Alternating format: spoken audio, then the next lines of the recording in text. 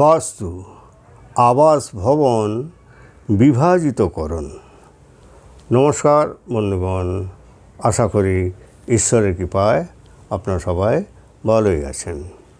আমি রামপ্রসাদ ব্যানার্জি কলকাতা থেকে বলছি।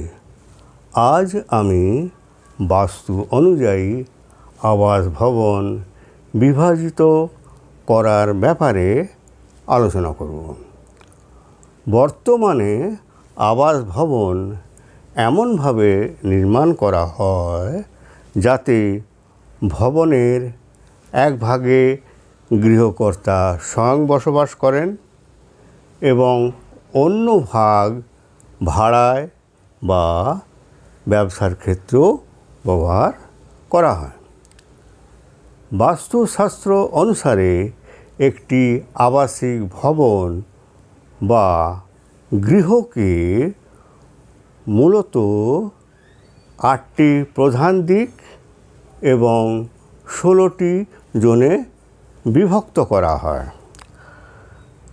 বাস্তুশাস্ত্রের বিধান অনুযায়ী ওইরূপ ভবন বিভাজিত করে নির্মাণ করার জন্য কয়েকটি অতি আবশ্যক নিয়ম মেনে চলা উচিত, যেগুলি নিয়ে নিচে বর্ণনা করা হলো।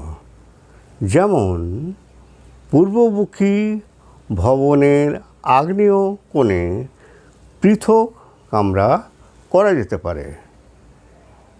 এই কামরার প্রবেশদ্বার ঈশান কোণের দিকে রাখা আবশ্যক। ওই কামরার ঈশান কোণের দিক থেকে যাতায়াত শুভ যোগকারক থাকবে।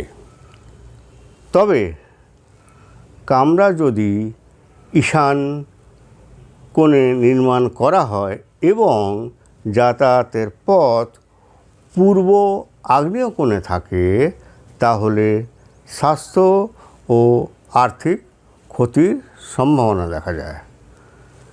ঈশান কোণ অর্থাৎ উত্তর পূর্ব কোণ পূজা বা ধ্যানের জন্য খুবই শুভ স্থান। পূর্ব দিক মূল প্রবেশদ্বার থাকা খুবই শুভ ফলদায়ক। দক্ষিণমুখী ভবনের নৈরথ কোণের দিকে পৃথক কামরা তৈরি করিয়ে তার যাতায়াতের পথ দক্ষিণ নৈরথ অংশে রাখা হলে শুভ ফলদায়ক হয়। এর পরিবর্তে যদি আগ্নেয় কোণে পৃথক কামরা নির্মাণ করে যাতায়াতের পথ দক্ষিণ নৈরতাংশে রাখা হয়, তাহলে তার প্রভাব শুভ হবে না। এর কারণ বিশেষ করে গৃহস্থের মহিলাদের মধ্যে অসুস্থতা থাকা দেখা যায়। যদি পশ্চিমমুখী ভবনের নৈরথ কোণে অতিরিক্ত কামরা করিয়ে যাতায়াতের পথ পশ্চিম বায়ব্য দিকে রাখা হলে তা কিন্তু শুভ। আবার বায়ব্য কোণে অতিরিক্ত কামরা নির্মাণ করিয়ে পশ্চিম নৈরথ কোণে যাতায়াতের পথ রাখা হয়, তবে স্বাস্থ্য ও আর্থিকের ক্ষতি হওয়ার সম্ভাবনা থাকে।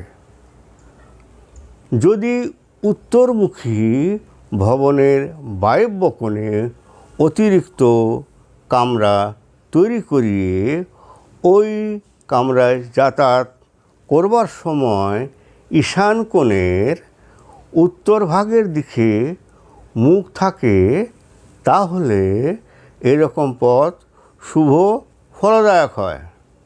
তবে বায়ব্য কোণের পরিবর্তে যদি কামরা ঈশান কোণে করা হয় ও যাতায়াত পথ বায়ব্য কোণের উত্তরাংশে রাখা হয়, তাহলে গৃহস্থের পক্ষে খুবই অশুভ। বাস্তুর জন্য আজকের টিপস। আন্ডারগ্রাউন্ড জলাধার রাখতে হলে উত্তর পূর্ব কোণই সবচেয়ে শ্রেয়। ভিডিও যদি ভালো লেগে থাকে তাহলে ভিডিওটি লাইক ও শেয়ার করবেন এবং চ্যানেলটিকে সাবস্ক্রাইব করার জন্য অনুরোধ রইল। ধন্যবাদ।